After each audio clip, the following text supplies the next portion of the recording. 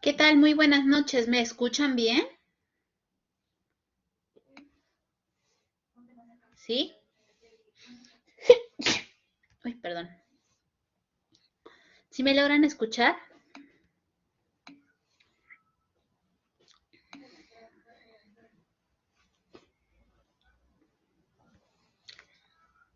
Bien, perfecto. ¿Qué ha pasado con los demás compañeros? Todavía no se conectan. Me van a tener que disculpar porque no sé qué falla en mi cámara, que a pesar de que la proyecto, está en pantalla negra. Creo que se ha desconfigurado de repente la imagen. Entonces, si no logro repararla en el desarrollo de esta, mil disculpas que hoy día no voy a poder mostrarme frente a ustedes, ¿sí?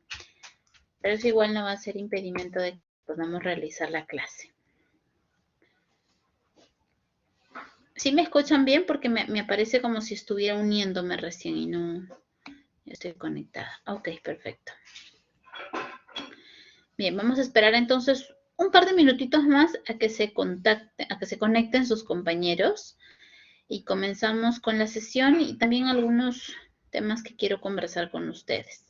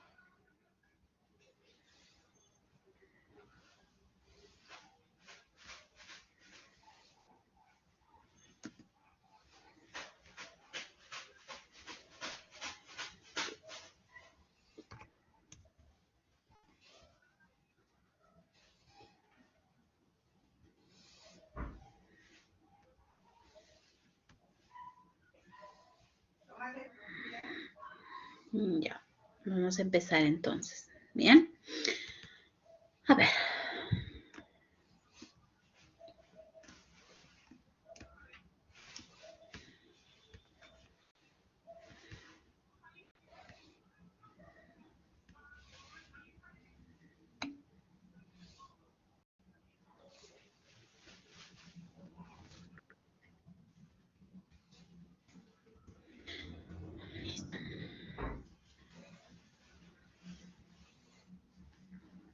Por ahí creo que me estaban escribiendo. A ver.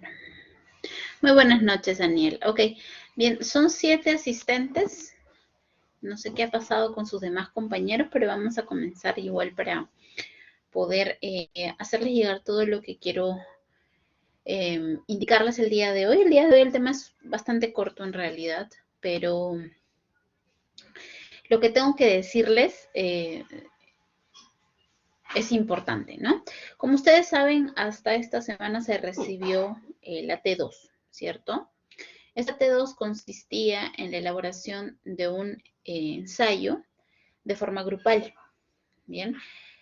Desde el día 1 se les indicó que debían asociarse en grupos para que de esta forma la aleatoriedad no aplique, ¿no? Considerando que ustedes se conocen, considerando que ya han trabajado previamente y que a razón de eso se podrían organizar mucho mejor, ¿bien? Sin embargo, esta semana, sobre todo el fin de semana, portas de presentar la T2, he recibido una serie de mensajes por parte de muchos de ustedes que han tenido pues dificultades en las conformaciones de su grupo, que no han podido contactarse con los integrantes de este. Y yo puedo admitir, por supuesto, que esto suceda porque como es un curso virtual, de repente algunos alumnos se conectan pues bastante tarde o simplemente no se conectan porque no hay interés. y entiendo que justos no deben pagar por pecadores. Lo que no comprendo es cómo, si algunos de ustedes se decidieron formar por afinidad, esto igual eh, no tuvo los resultados esperados, ¿no? Porque hay muchos grupos que empezaron a enviar trabajos, uno, dos de ellos, sin considerar al resto. Entonces, eso es lo que no comprendo. ¿Cómo pueden enviar trabajos sin consultar con los demás compañeros? Si se supone que ustedes vienen coordinando, y no solamente vienen coordinando desde esta semana de entrega de la T2, yo les hice llegar los alcances de la T2 desde hace aproximadamente 15 días atrás, ¿no? Entonces, suficiente tiempo como para que ustedes puedan ir coordinando, y además en cada sesión también les indicaba la importancia de que ustedes conformen grupos de trabajo entre ustedes mismos para que no haya perjudicados, porque de esta manera la mejor forma de presentar es a través de la coordinación que se pueda suscitar mediante los grupos conformados. Entonces, sí estoy bastante preocupada porque de hecho no podemos, no sé qué les parece a ustedes, pero yo considero y me parece que de repente ustedes ya también, como son del programa Working Adult, saben que cuando uno tiene una responsabilidad en el trabajo, bien, y se le asigna realizar un trabajo teniendo en cuenta que tienen que hacerlo pues de forma grupal, que tienen que hacerlo con un equipo de trabajo, ustedes pues no pueden decirle de repente a su jefe, a su director, a quien sea que los tenga a cargo, supervisor, que no lo ha podido realizar, ¿no? O que lo enviaron sin coordinar con el otro. Entonces, eso es lo que más extrañeza me causa a mí, ¿no? Y es precisamente lo que quiero evitar a puertas de presentar el examen final, ¿sí? Inclusive han habido ya eh, casos extremos, ¿no? Casos en los que se acaban de, me indican, se acaban de matricular y esta reciente matrícula pues ha llevado a que no presenten la T2, ¿no?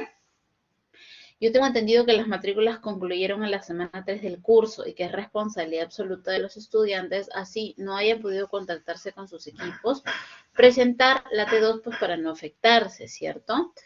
En algunos casos también ha habido entregas luego del plazo señalado, ¿no? El plazo señalado era las 13 horas y tengo algunos casos que me han presentado a la 1:30, 2 de la tarde, 2 de la tarde y media, 3 de la tarde, alegando que, bueno, pues hubieron algunos conflictos en las redes sociales y de repente por ahí el trabajo estaba en Drive o algo similar, o de repente en un grupo de WhatsApp, no lo sé. Que tampoco tiene nada que ver con el desarrollo del curso, ¿no? Porque de hecho entiendo que ustedes ya han venido trabajándolo no el día de ayer o no anteayer, sino desde que se les asignó este tema, ¿no? Y se les dio los alcances también de este. Entonces, sí estoy un poco preocupada por algunas actitudes que han adoptado muchos de ustedes, ¿sí? No estoy generalizando nuevamente, pero sí estoy preocupada porque no es el único trabajo en grupo que tenemos otro que es el del examen final en la penúltima semana del curso. Y no es cualquier documento que se debe presentar. De hecho, estamos hablando de un 55% de la calificación, que es bastante, ¿no? No me gustaría que se susciten nuevamente estos hechos y que hayan perjudicados, ¿no? O sea, entiendo que por un tema de coordinación, que bueno, puede suceder, podamos tomar esto como un hecho aislado, pero que no debe volver a repetirse bajo ningún punto de vista para la presentación del examen final, ¿sí? No sé si ustedes quieran comentar algo, si de repente alguno de ustedes eh, ha tomado en cuenta estas sugerencias, ya de repente conversó con sus grupos o quizá por ahí explicarme las razones por las cuales se suscitó todo este conflicto. Adelante, Catherine. Buenas noches, profesora y compañeros. Bueno, en el caso de mi grupo, sí estuvimos coordinando desde el inicio de la semana para dividirnos el trabajo y todo, pero en nuestro caso, una compañera sí no presentó nada y recién el viernes o sábado nos decía que tuvo un problema con la luz, que no tenía luz, pero o sea, no nos dijo nada desde el lunes que habíamos hablado, ¿no? Y bueno, le dimos plazo entonces hasta el sábado en la noche para que pueda entregar y no se comunicó con nosotros, no respondió nada y no le podíamos dar más plazo porque ya tuvimos que asumir los otros integrantes la parte que le había tocado desarrollar a ella, ¿no? En este curso yo no conozco a nadie, de mi grupo solo conozco a una persona con la que ya he trabajado antes y los dos asumimos lo que no había completado o desarrollado la compañera, ¿no? Entonces, me parece que es porque estamos en esta sección, creo que estamos llevando también de varias sedes y puede ser que por eso no se conozcan mucho, ¿no? O sea, como en mi caso no conozco conozco solamente a- al compañero de mi grupo. Ok, Pero perfecto, lo sí, entiendo. pero sí se lo hice saber mediante la presentación del trabajo y le dije, bueno, que la compañera no había participado en nada y por eso no la puse en la carátula, ¿no? No la consideramos en el trabajo como un acuerdo del grupo. Eso es importante, ¿no? Por supuesto, claro, y lo entiendo porque de hecho muchos de ustedes han tomado parte de su tiempo, de sus obligaciones personales, a efectos de poder cumplir con la asignación indicada y no es nada justo de que otros se lleven la gloria al no haber participado en esto, ¿no? Entonces, no hay ningún problema en ese sentido, yo eso lo comprendo bastante bien. Eh, el tema pasa cuando no hay coordinación en el grupo y he recibido muchos mensajes donde veo que han enviado el trabajo sin autorización previa de los demás y otro integrante del grupo vuelve a enviarlo. Entonces, esas coordinaciones tienen que realizarse de forma interna, por supuesto. Ustedes no pueden presentar borradores cuando hablamos de versiones finales, ¿no? Lo que para mí fue inclusive mucho más eh, crítico fue que incluso me hayan indicado que no tenían, o habían enviado el documento de otro curso. Y eso sí ya me parece pues una falta de coordinación total, ¿no? Porque de hecho son ustedes los responsables de presentar el trabajo dentro del plazo indicado bajo las especificaciones señaladas, ¿no? Si de repente las cosas las hago última hora, obviamente voy a tener estos problemas, ¿no? Y no es que el profesor no quiera recibir el trabajo, el problema es que el sistema no está configurado para permitir otro intento. Y eso trae una complicación, porque de hecho luego hay que calificar sobre la base de lo que está en mensajería interna y no hay evidencia, bien, no hay evidencia que el estudiante pues presentó la información en el plazo señalado. Entonces, la evidencia pues, tiene que dejarse en claro por todas las auditorías que realiza la SUNEDO y porque ustedes están siguiendo pues, este programa, bien, la modalidad virtual y hay que cumplir con esta.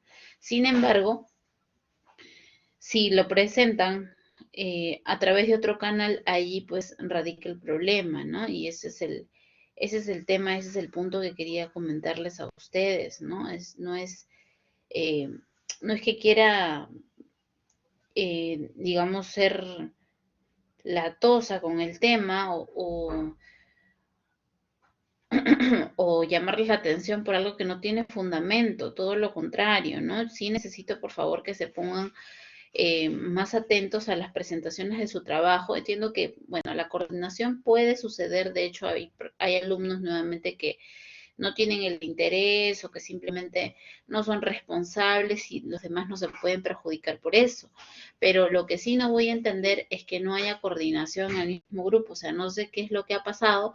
Los delegados han estado súper activos estas semanas, enviándome pues miles de mensajes diciéndome, ah, había este problema, o de repente lo que ha seguido también es profesora, ya se envió un intento o no se pudieron conformar bien cuando se les dijo todas estas semanas, por favor, revisen que el grupo es correcto. Ustedes han podido conformar sus propios grupos, Bien, y aquellos que no se han pronunciado en lo absoluto, pues ha sido una decisión aleatoria, bien. Ténganlo por favor en cuenta y si de hecho han tenido demasiados conflictos, porque también puede suceder, bien, también infórmenme para que se pueda hacer la división del grupo correspondiente y que no haya ninguna afectación en el examen final, ¿sí? Eso también resulta importante, por favor. Bien. ¿Alguien más que quiera comentar algo, participar? Porque de hecho no puede ser solamente un monólogo. De mi parte quizá pueda estar equivocada en algunas cosas.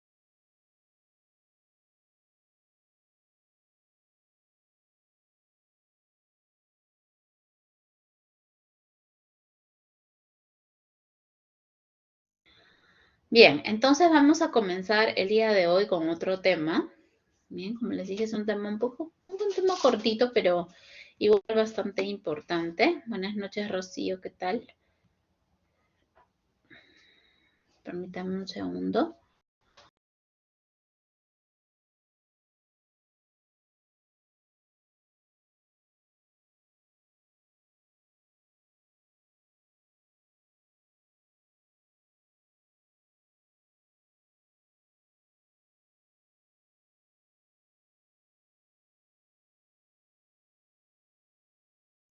Buenas noches, Ivette. Buenas noches, Rocío.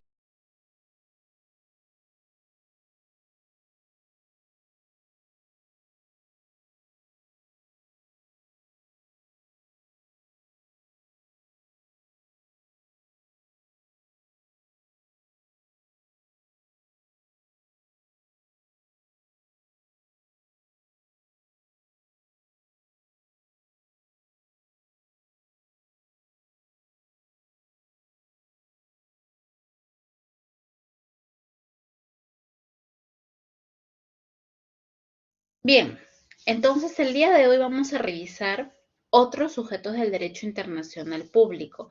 Recordando un poco nuestras clases anteriores, ¿qué es un sujeto de derecho internacional público? ¿Qué es o quién es?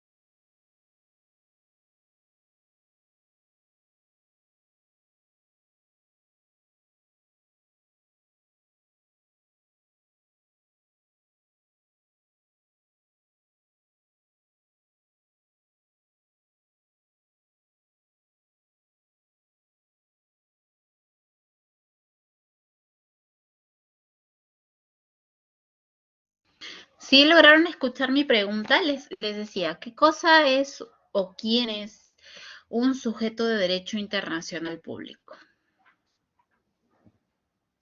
Por ahí me dice Santos, personería jurídica y cumple funciones específicas internacionales, ¿ok? Un sujeto de derecho internacional público es aquel que tiene personería jurídica. ¿Qué implica la personería jurídica? Ay, perdón. ¿Qué implica la personería jurídica? ¿Para qué sirve?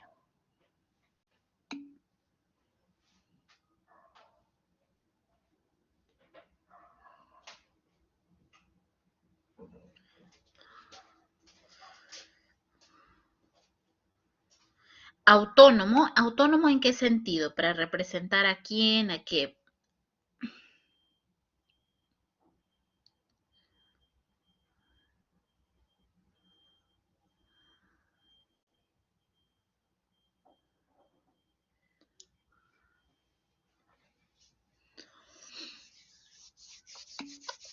¿Qué implica? Muchas gracias, Santos. Ok, entonces estamos hablando de que la personería jurídica le confiere pues la autonomía, ¿cierto? Autonomía para representar es lo que dice su compañero. Alguien que quisiera complementar la, la intervención de su compañero sujeta al derecho internacional, me indica Catherine. ¿Sujeta al derecho internacional? ¿A qué te refieres con eso? A las normas de derecho internacional. ¿Sí? ¿A eso te refieres, Catherine? Sí, ok. Entonces, cuando hablamos de la personería jurídica, implica que está sujeto a las obligaciones, a las normas que se establecen en la comunidad internacional. ¿Bien? ¿Quién es el sujeto de derecho internacional público por excelencia?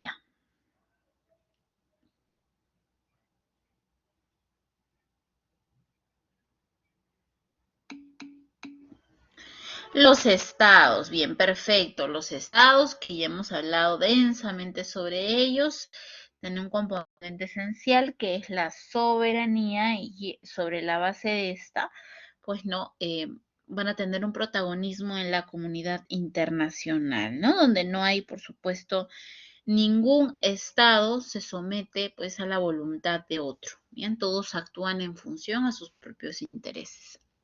Luego encontraremos también otro sujeto de derecho internacional. ¿Cuál será? Uno que precisamente emana de la voluntad de diversos estados. Emana de la voluntad de diversos estados. ¿Cuál será? Las organizaciones internacionales. Perfecto, así es. Entonces, recordemos un poquito que estas organizaciones internacionales, precisamente, nacen cuando los estados no podían dar solución, bien, no podían establecer soluciones en esta famosa cooperación intergubernamental, ¿no? Por lo que había una tendencia hacia la interdependencia en algunas materias ligadas estrictamente a la paz y al desarrollo, ¿bien? Cuando hablamos de organizaciones internacionales, hablamos un poco de antecedentes históricos, ¿cierto? Y también lo mencionamos en sesiones anteriores. Podemos hablar de antecedentes generacionales de estas organizaciones internacionales, los cuales están asociados, en primer lugar, a estas comisiones que se suscitaron, bien, con la finalidad de culminar las guerras napoleónicas y la Primera Guerra Mundial, ¿no? Esta aparición de las organizaciones internacionales para lograr una coordinación económica y técnica, bien, y que tengan, que ostenten, bien, permanencia, ¿no? Una permanencia en el tiempo, ¿cierto? Una permanencia en el tiempo. ¿Para qué? Para precisamente llevar a estos estados, pues sobre todo o esencialmente poderosos hacia el desarrollo, hacia la paz, tanto hacia el desarrollo económico y la paz tan anhelados por estos estados, ¿no? Entonces,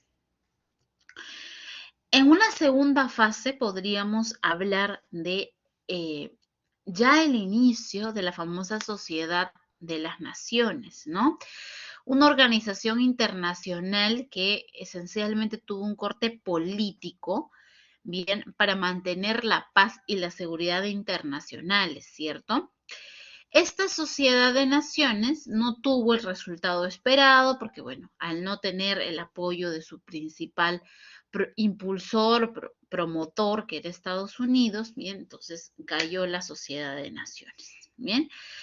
Y esa tercera fase de la que hablamos también estaría conformado por estos organismos especializados de los que también conversamos anteriormente, que ya conocemos, ya sea de carácter regional, como lo son la Organización de Estados Americanos, la Unión Europea, Consejo de Europa, entre otros.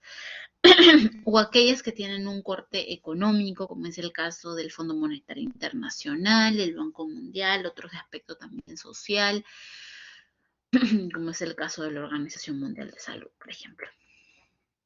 Bien, entonces recordando un poco, estas organizaciones internacionales nacen como precisamente la voluntad de los estados, bien, para defender, para promover algunos intereses en común, ¿cierto?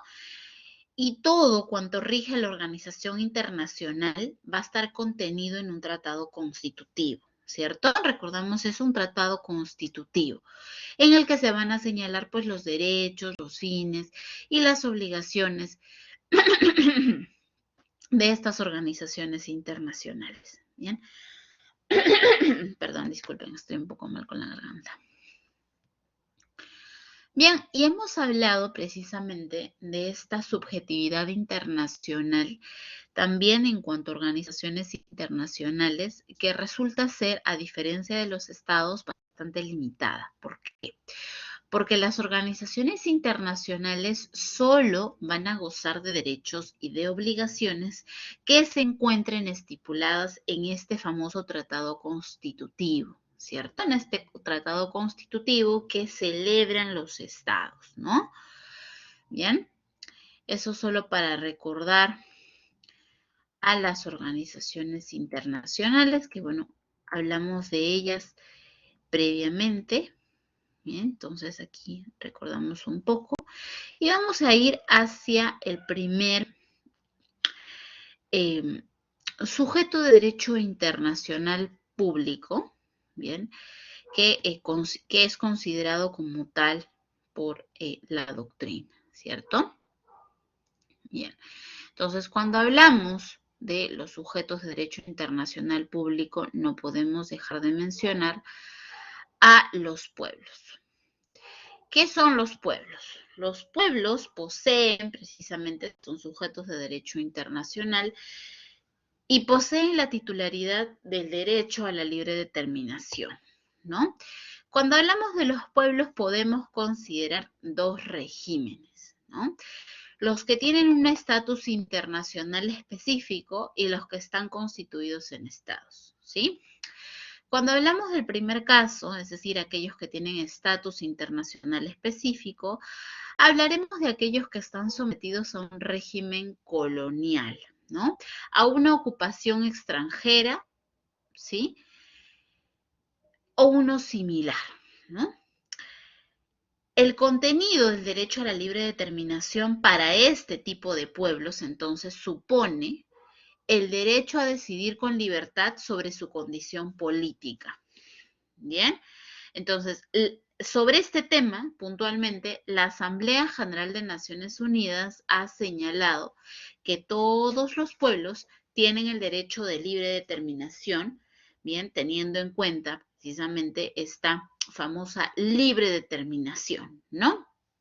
Por lo que, valga la redundancia, determinarán libremente su condición política y van a perseguir libremente también su desarrollo económico, social y cultural, ¿no? Y cultural, por supuesto. Entonces, cuando hablamos del ejercicio de este derecho, no podemos dejar de mencionar que se emana, pues, ¿no? Se relaciona, se asocia a la constitución de un Estado, pues, soberano, ¿no? O también a la integración de uno preexistente. Ya habíamos también conversado de esto cuando hablamos de estados, bien, cómo son las formas precisamente en las que se origina un estado, bien, o que también haya una anexión libre, ¿no? Una asociación de carácter libre, ¿bien? Mientras que cuando hablamos, pues, de estos que se encuentran constituidos en estados, esta segunda categoría de pueblos, hablaremos de que el Estado representa legítimamente al pueblo en su conjunto, ¿no? Entonces, aquí hay pues una serie de conceptos que asociar, como es el hecho de que el Estado es una sociedad políticamente organizada a razón precisamente de que los elementos constitutivos de un Estado fluyen, bien, para dar paso a este. Bien, entonces dentro de este encontraremos pues a la figura de gobierno, ¿no? Este gobierno importantísimo que es a elección precisamente de quién, del pueblo, ¿no? De otro de los elementos constitutivos del Estado, ¿sí? Luego encontraremos a los movimientos de liberación nacional. Ya habíamos conversado también acerca de los movimientos de liberación nacional. ¿Cuáles son? Alguien que recuerde a qué nos referimos cuando hablamos de movimientos de liberación nacional.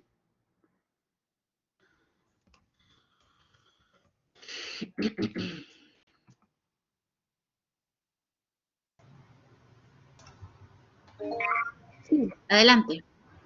Catari, Catari o Catari, Catari. Sí, Catari, doctora, buenas noches compañeros. Sí, los movimientos de liberación nacional, pues, son formas que se organiza el pueblo para resistir alguna ocupación extranjera, ¿no? Ya sea esta dominación por raza o por ocupación colonial, ¿no? Este es mi... Perdón, sí, adelante. Sí, es lo que decía, que son formas organizadas de resistencia frente a alguna ocupación extranjera, colonial, ¿no? Y ellos no requieren, pues, tener el control del territorio por los que están peleando, ¿no? Pero sí tienen la aspiración de controlarlo, ¿no? Lo que está pasando, por ejemplo, en Afganistán, ¿no? Y Estados Unidos ya salió de ahí y, bueno, el movimiento ya tomó el poder, ¿no? Que no tenía el control del territorio, pero, bueno, hay movimientos de movimientos, ¿no? Que podemos estar de acuerdo con ellos, pero esos son, ¿no? Son formas organizadas de resistencia, ¿no?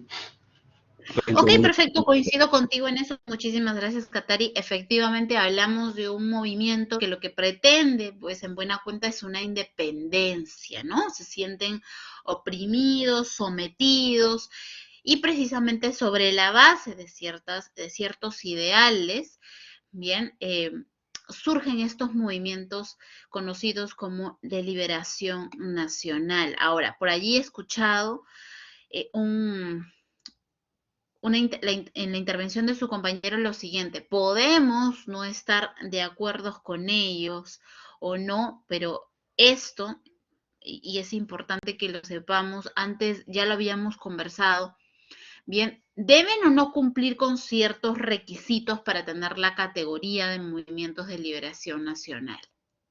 Porque quizá de repente nosotros estamos asociando movimientos de liberación nacional con grupos terroristas, que no es lo mismo, por supuesto. Aquellos que atentan contra los derechos humanos y constantemente se encuentran en estado de vejación o de violación de estos, no podrían ser considerados movimientos de liberación nacional, ¿cierto? ¿Recuerdan eso? Katari, adelante. Sí, doctora, coincidimos también en eso porque no todo movimiento, pues, que se jacte de luchar por ciertos objetivos o de la forma que proceda, tiene legitimidad, ¿no? Entonces, la legitimidad, su característica descansa en el principio de la libre determinación de los pueblos, ¿no? Entonces, yo le digo Así esto es, porque en el primer, importantísimo lo que has dicho. sí, y sobre todo porque hemos hablado de los pueblos y no hemos puesto ejemplos de los dos regímenes, ¿no? Uno que tienen los estatus internacionales específicos y los otros que están constituidos por estados, ¿no? Por ejemplo, en el primer caso de los pueblos, podemos hablar del caso Puerto Rico, ¿no?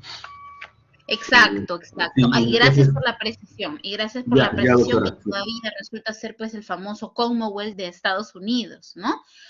Eh, una organización que depende de otra, pero que tiene ciertas libertades, ¿no? Tiene ciertas libertades, pero que en buena cuenta podríamos todavía estar asociando a estos términos de antaño, como son el caso de y Metrópoli y Colonia, ¿cierto?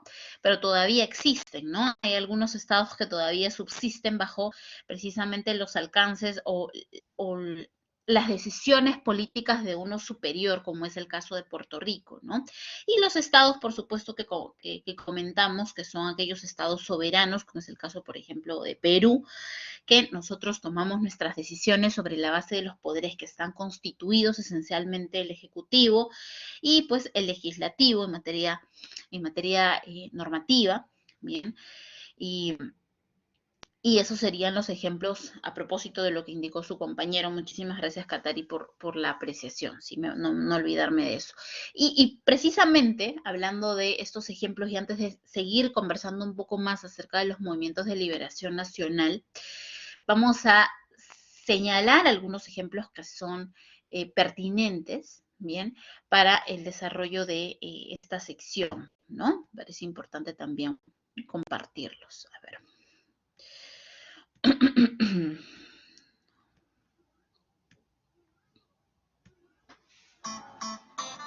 Movimientos de liberación en América Latina.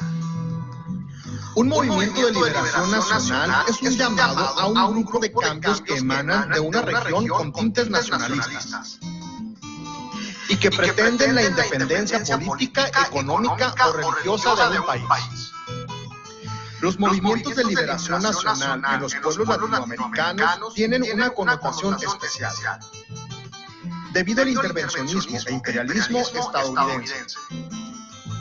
Después de la Revolución Cubana, se generó una gran efervescencia de movimientos políticos que buscaban la implantación de modelos socialistas frente al modelo capitalista, lo que llevó a los Estados Unidos a realizar una política intervencionista en países como Chile, Nicaragua, El Salvador, Uruguay, Argentina, Paraguay, Bolivia y Brasil.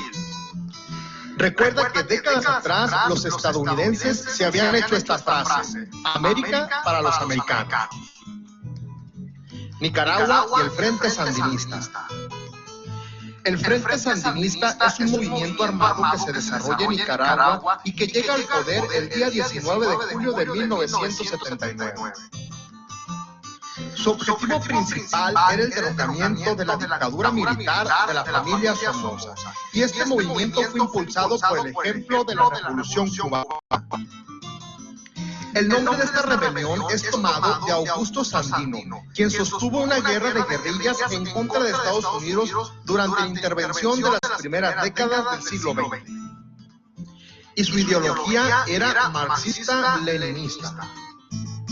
Cuando triunfó la revolución sandinista, el presidente estadounidense Jimmy Carter buscó entablar relaciones cordiales con el nuevo gobierno, debido a que aún rodaban fantasmas de la guerra de Vietnam y sus costos estaban frescos en la memoria colectiva de los ciudadanos estadounidenses. Sin embargo, cuando llega al poder de los Estados Unidos, el presidente Ronald Reagan decide apoyar a los contras nicaragüenses y se levantaron en armas para derrocar el gobierno sandinista, sumiendo al país en una guerra civil.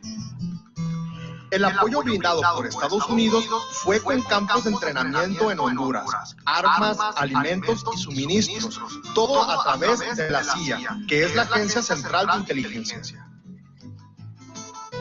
Golpe de Estado en Chile. Un golpe de Estado es la acción de apoderarse violenta e ilegalmente del gobierno de un país o alguno de los poderes del mismo, por ejemplo, el ejército. Los golpes de Estado fueron una característica de los gobiernos de América Latina durante el siglo XX, generalmente con el apoyo del gobierno de los Estados Unidos a través de la CIA. En el caso de Chile, este se llevó a cabo el 11 de septiembre de 1973 por parte del general Augusto Pinochet en contra del gobierno de Salvador Allende. En este evento también estuvo la intervención del gobierno estadounidense, pues apoyó de manera directa con financiamiento y logística para que se llevara a cabo este golpe de Estado. Richard Nixon era el entonces presidente de Estados Unidos. Después del golpe de Estado, quienes apoyaban al presidente Allende soportaron las injusticias del nuevo gobierno. Algunos desaparecieron, otros fueron asesinados, muchas personas fueron encarceladas y otras exiliadas. El caso de Chile es emblemático, debido a que fue evidente la falta de respeto a la soberanía de una nación, que eligió de manera democrática un nuevo modelo político y que le fue arrebatado a sangre y fuego.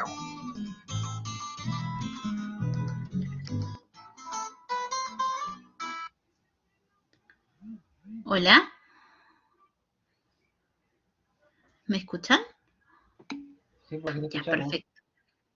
Bien, entonces, oye, ya, listo, ya sé que me escuchan. Tranquilos, todo bien. Voy a compartir el archivo. Bien, entonces hemos visto algunos ejemplos de movimientos de liberación nacional, ¿cierto? ¿Cuáles han sido los más emblemáticos para ustedes? Los más emblemáticos, sí, emblemáticos es la palabra que buscaba. Perdón por esto, no sé qué es lo que pasa cuando el proyecto se mueve, pero sí en la presentación está correcto. No sé por qué cambia de lugar. Bien. ¿Cuáles han sido entonces los más emblemáticos para ustedes? ¿No?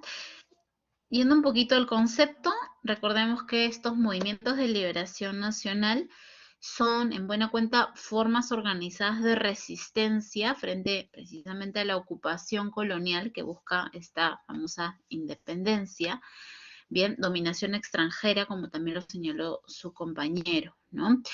En virtud a un principio fundamental, que es el principio de la libre determinación de los pueblos, ¿no? No necesariamente cuando hablamos de un movimiento de liberación nacional hablamos de que estos obtengan o tengan presente la adquisición o control de una parte del territorio por el que se encuentran luchando, ¿sí? Pero sí es necesario que se manifieste una aspiración de adquirir el control, ¿bien?, de una población en concreto. Entonces, esta sería su característica fundamental y en esta característica radicaría su legitimidad, ¿no? Que es básicamente la asociación al principio de libre determinación de los pueblos. Bien, ¿cuáles han sido entonces, no sé si alguno quiera comentar, los más emblemáticos para ustedes?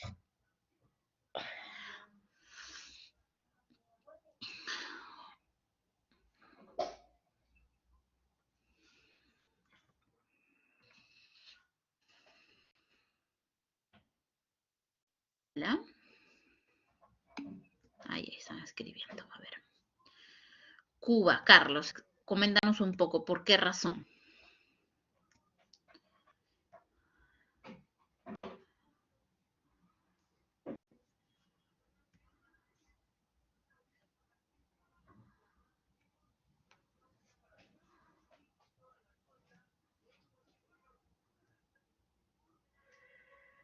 Katari, te escucho, adelante.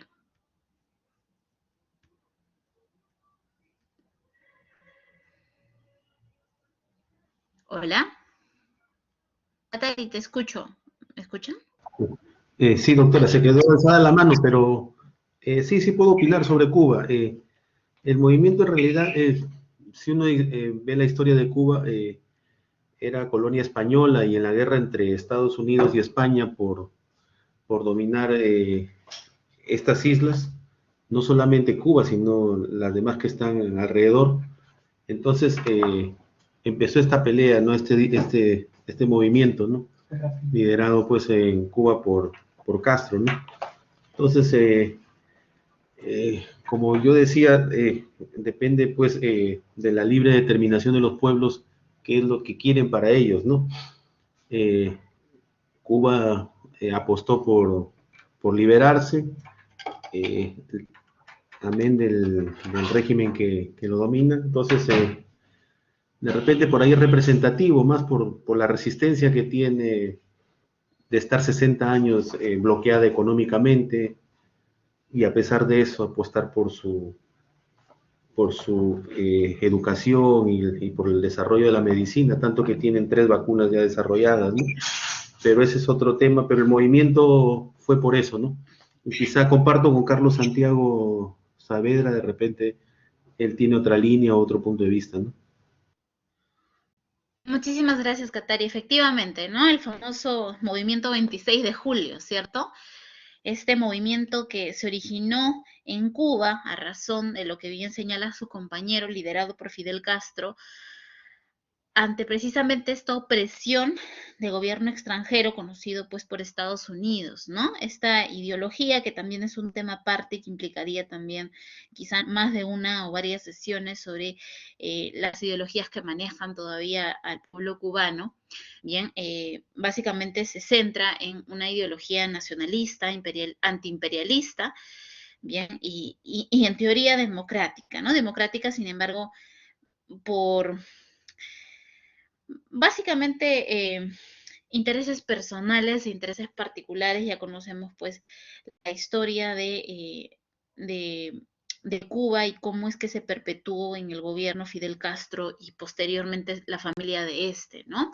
Pero esto pues inicia precisamente con esta base guerrillera en la famosa Sierra Maestra que venció a las tropas pues del famoso dictador Batista, ¿no? Batista, Fulgencio Batista, recordando un poquito nuestras clases de historia del colegio, ¿no?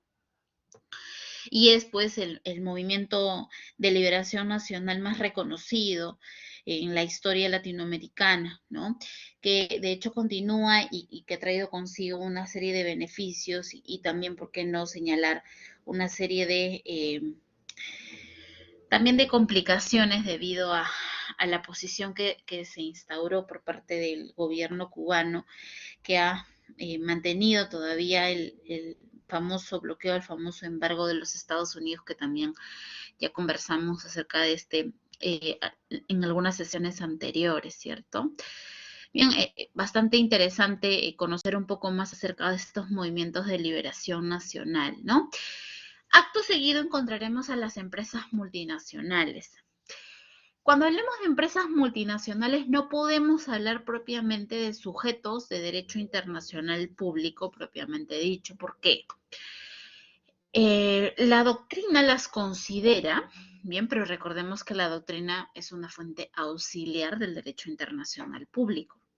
Bien, las considera como actos, como, no, ¿cómo podría expresarlo? Aquí, listo. Los considera como aquellos sujetos que tienen una personalidad jurídica interna y que son también o pueden desenvolverse en la comunidad internacional. ¿De qué manera? ¿No? Porque a través de estas se puede llevar a cabo el uso de convenios internacionales, bien, que podrían indicar que se someten a lo que el derecho internacional manifiesta, ¿no? Y además porque precisamente ante las controversias que se puedan suscitar a nivel mundial, hacen uso, bien, de órganos arbitrales internacionales, ¿sí? Precisamente por la protección de sus derechos, ¿no? Sin embargo, nuevamente, no podríamos hablar de un sujeto de derecho internacional per se. Hablamos de un sujeto de derecho internacional pues, relativo, considerado única y exclusivamente por la doctrina. Aquellos que de repente por ahí no asocian el concepto de empresas multinacionales, bien, estas están conformadas por un conjunto de corporaciones que tienen pues una vinculación, relación, bien, y se encuentran bajo aquellas normas de carácter legal de varios estados, ¿no? Un caso muy conocido, muy reconocido por todos nosotros es el caso, por ejemplo, de la famosa Coca-Cola Company, ¿no? Que es una empresa multinacional que se encuentra pues en diversas partes del mundo, bien, y que se va a someter a las normas, bien, de diversos estados, ¿no? Cuando hablamos de empresas multinacionales, siempre vamos a asociar estos conceptos societarios que no podemos dejar de lado, bien, a pesar de que se trate de una clase de derecho internacional público, porque hablamos de una empresa matriz, ¿no? Matriz o la famosa holding, que es la que posee el patrimonio de cuáles, de las subsidiarias, ¿no? Las subsidiarias que se encuentran pues ubicadas en diversos estados.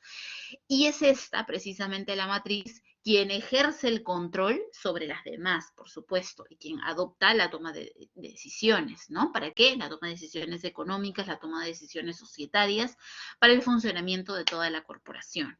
Bien. Por ahí me estaban preguntando algo. Los dueños del mundo, me dicen por ahí, ¿no?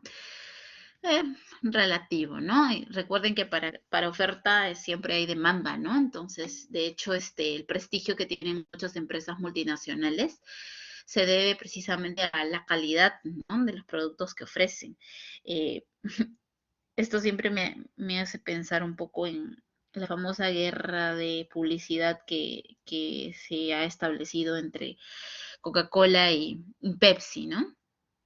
Donde siempre han tratado de demostrar pues que cada uno de los sabores resultan ser auténticos, pero siempre prevalece el primero, que es el de Coca-Cola, ¿no? Entonces, de hecho, muchas posiciones en contrarias, muchos gustos también particulares sobre el tema, pero siempre hablamos de un tema esencial en cuanto a empresas multinacionales, y es precisamente el tema de la competencia, ¿no? La competencia que te da ese posicionamiento en el mercado. Catari, te escucho. Sí, doctora, como estamos en la universidad, y en la universidad se discute ideas, sí, bueno, mi posición sobre las empresas multinacionales y ver que tienen, pues, están consideradas dentro de personería o sujetos de derecho internacional, eh, es la realidad, ¿no? Y tenemos que aceptarlo. Es más, ¿no? Vemos que gobiernos como Estados Unidos no dejan ingresar, por ejemplo, o prohíben la importación de productos como Huawei o Así es. equipos chinos. Entonces, vemos que sí hay ciertos, pues, encuentros entre los estados y estas empresas multinacionales que a veces también controlan, pues, se dice que Estados Unidos, pues, protege, por ejemplo, a sus empresas multinacionales, ¿no? Y eso es cierto, ¿no? Eso es cierto y se ve, por ejemplo, en estas decisiones que toman, ¿no? Por ejemplo, ahora que quieren controlar todo el mar Índico, ¿no? Entonces es cierto que es la realidad y, bueno, a veces controlan también las decisiones que toman los estados, ¿no? Esa es mi posición, profesor. Muchísimas gracias, Katari. ¿Alguien que también quiere intervenir sobre el tema? Que es bastante interesante también escuchar las posiciones a propósito de lo que su compañero menciona.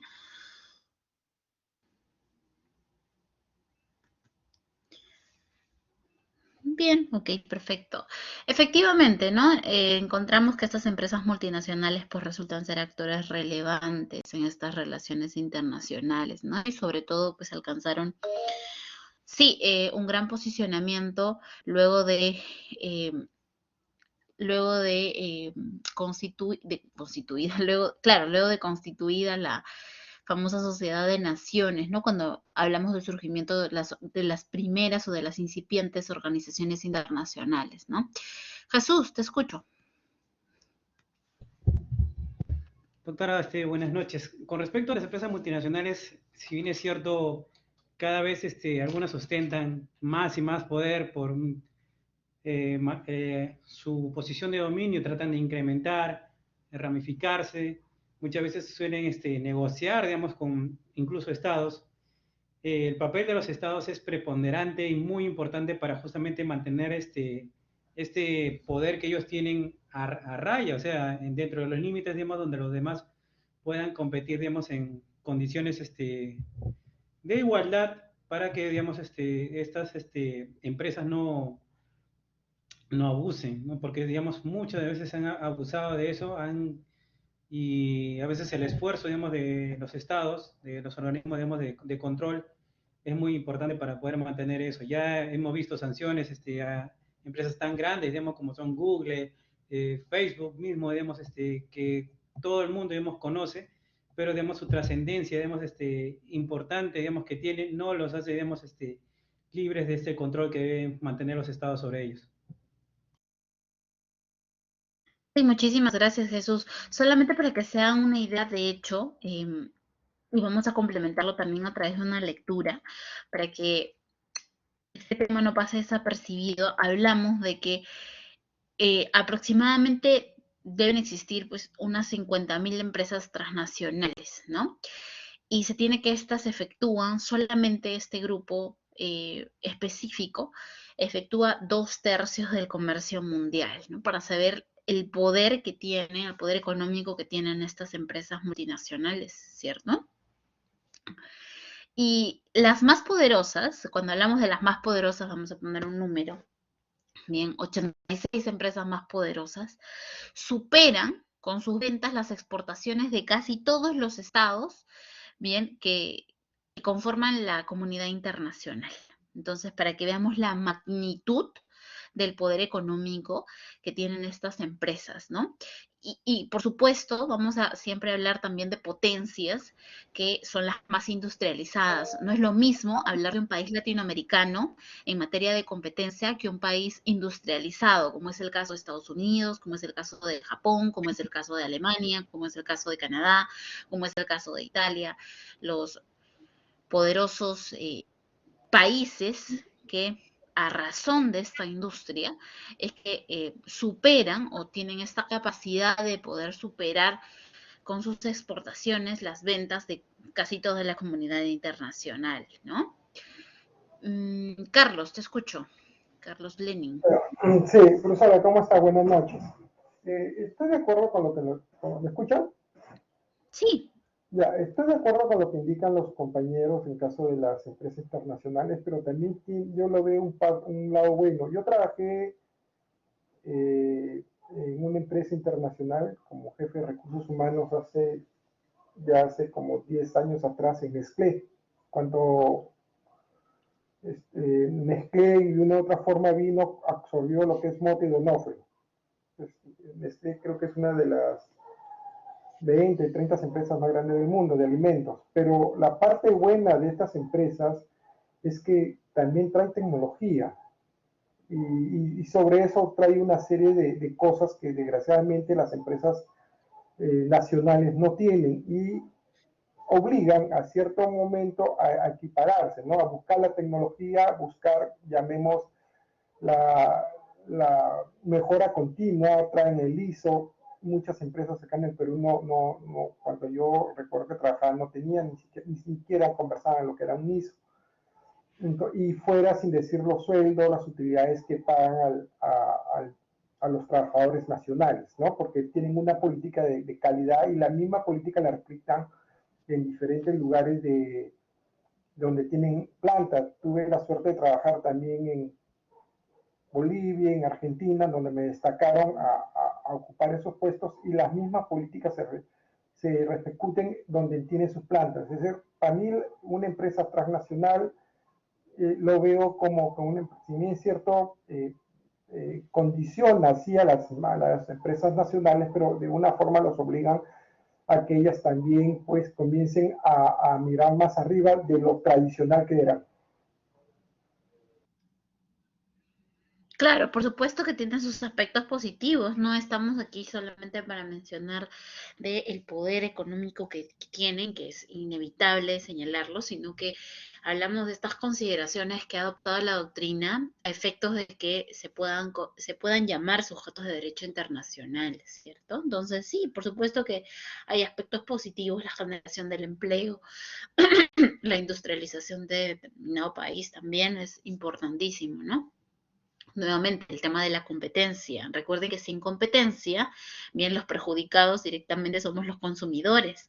¿Por qué? Porque no hay opción a elegir en vista de que se instaura un monopolio en el país, bien, el control de repente de algún producto o algún servicio específico y estas empresas multinacionales que se destacan por la calidad y por tanto también la accesibilidad al producto es importante, ¿no?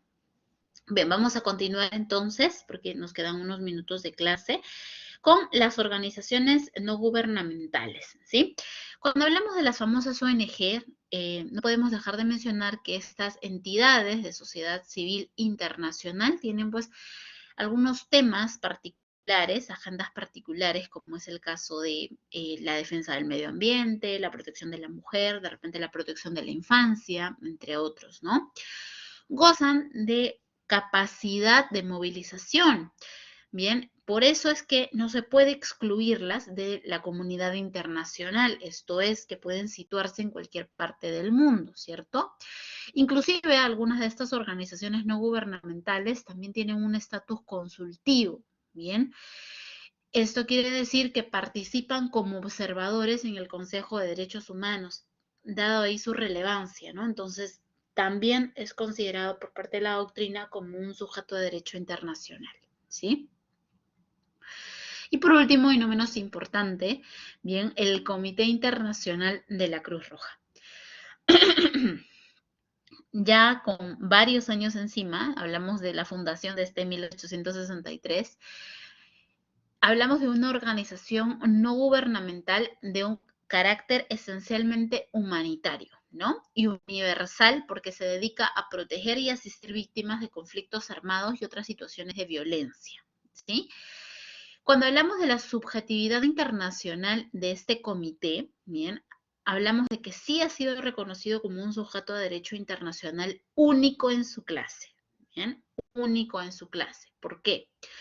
Porque si nos abocamos a identificar cuál es la figura de su asociación, encontraremos que pues efectivamente es una asociación organizada sobre la base del derecho privado y de un estado muy puntual que es el de Suiza, ¿cierto? Porque se originó allí. Entonces, es una asociación organizada, fundada en Suiza, bien, sobre la base del derecho privado, ¿no? Su personalidad jurídica internacional, porque la tiene, se derivó entonces de los fines y principios que se encuentran en su estatuto. Es decir, esencialmente que el sufrimiento de cada ser humano sea mitigado y sea prevenido sin ningún tipo de discriminación, ¿no? Entonces, ya no hablamos de un objeto social único a ejecutarse bajo los alcances del Estado suizo, sino que trasciende a este, ¿cierto? Entonces, ha sido un agente que ha promovido la creación y desarrollo, por sobre todas las cosas, del derecho internacional humanitario, ¿no? Entonces, dada su relevancia, es reconocido como un sujeto de derecho internacional, ¿cierto? Bien, hasta aquí alguna duda, alguna pregunta, alguna consulta que quieran realizar sobre la sesión del día de hoy. Ha sido bastante entretenida también conocer sus apreciaciones, siempre es importante para mí. Y a propósito de eso, voy a dejarles una lectura para complementar la formación. De repente la podemos comentar también la próxima clase sobre precisamente estas empresas multinacionales y su, eh, su rol en el derecho internacional, ¿no? Adelante, Milton. Te escucho, Milton.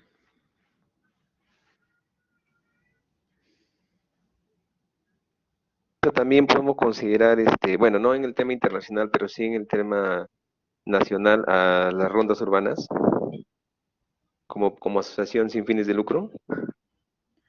Las rondas urbanas, como una Sí, organización, como una ONG. sí. No, ¿Qué como son una las rondas organización urbanas? son organizaciones sin fines de lucro, porque eso Ya, es lo que presentan ellos. pero O las asociaciones, organizaciones, no, asociaciones son. Asociaciones sin fines de lucro. ya, pero las ONG, ok, son asociaciones sin fines de lucro con fines específicos y dada su característica de movilidad en diversos estados, es que adquieren esta categoría de sujeto de derecho internacional. Tendría que indagar un poco acerca de las rondas urbanas.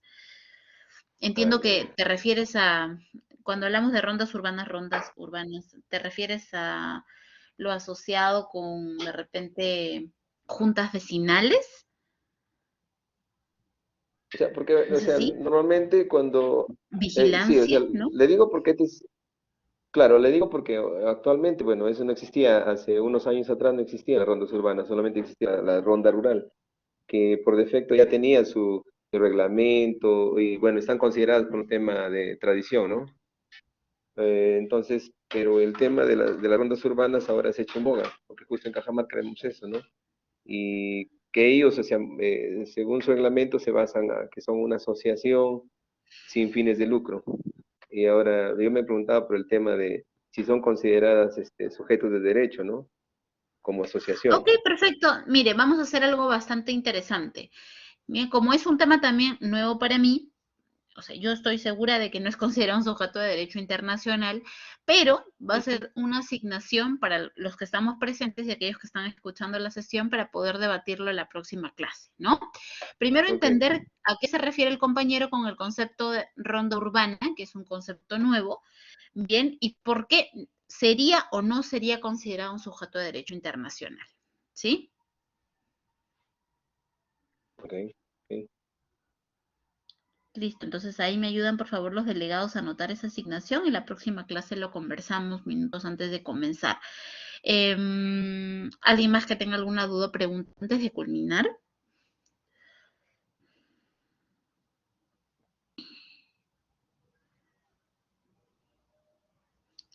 Listo, les agradezco muchísimo su participación. Voy a subir tanto la clase de hoy como el material que les estoy indicando, el video que también hemos visto. Y también les voy a recordar por ahí la asignación que su compañero ha indicado. Muchísimas gracias. Que tengan buenas noches.